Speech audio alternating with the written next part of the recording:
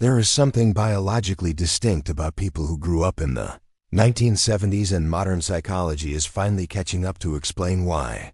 If you grew up in this era, your brain developed during a rare evolutionary window, a unique blend of absolute freedom and genuine responsibility. Here is the truth. Most people who grew up in the 70s look at the modern generation not with judgment, but with relief, because they know they survived a magical era that can never be recreated. You experienced a time so raw and free that decades later you still catch yourself saying we didn't know how good we had it. To put it perfectly, we were the last generation to grow up feral drinking from hose water, and it was glorious. So what exactly made the 70s create such resilient humans, and how did it wire your brain differently? The first trait is what researchers call self-directed problem solving. It started with one golden rule every 70s kid remembers: go find something to do, or I will find something for you to do. That wasn't just a threat, it was a lesson in survival. You learned fast to figure it out yourself. Studies on unstructured childhood prove that children who created their own entertainment built significantly stronger executive function. You were not handed a schedule. You had to invent your reality from scratch.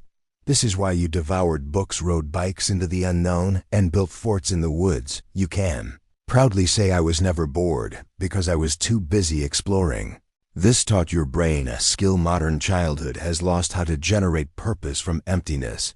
This explains your creativity, but your supernatural calmness in chaos comes from the second trait: adaptive risk calibration. You grew up climbing trees that were too high, riding bikes without helmets, and playing with fireworks.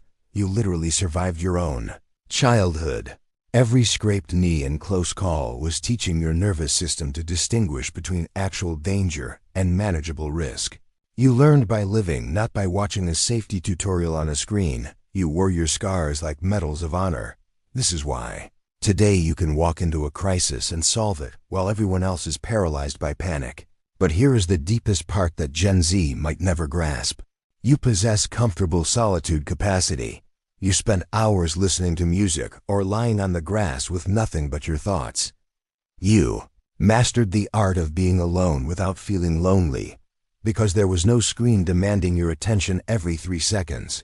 Research confirms that growing up before constant connectivity resulted in lower anxiety levels. You learned early that boredom is not an emergency, it is a pathway to peace. Your brain never developed the addiction to dopamine.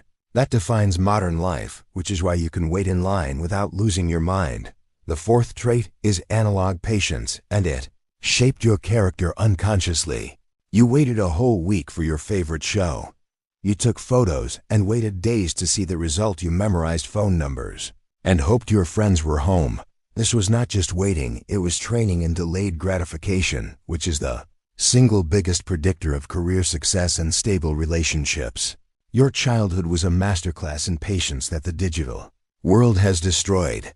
This is why instant gratification feels cheap to you. And finally, the trait that ties it all together: unsupervised autonomy wiring. At 8 years old, your only rule was be back before the streetlights come on. No GPS, no tracking, just pure trust. You rode miles away, played in creeks, and interacted with the world on your own terms. Today that looks like negligence, but back then it was freedom. Research shows this lack of constant supervision built internal motivation and elite decision-making skills. You viewed your parents as authorities, not friends, which taught you to be competent. This is why you can plan, adapt, and think critically without needing someone to hold your hand. If you ever feel out of place in today's fragile world, remember this: you are not outdated, you are a keeper of lost capabilities. The independence that looks like coldness is actually competence. The comfort with silence is depth. The ability to wait is discipline. You survived a childhood that would get parents arrested today, and it didn't break you, it built you into a force of nature. Most people admit they are honored to have grown up in the best decade in human history, a brief moment where kids were civilized yet wild. If you are a 70s kid who knows this was the peak of childhood, drop a comment.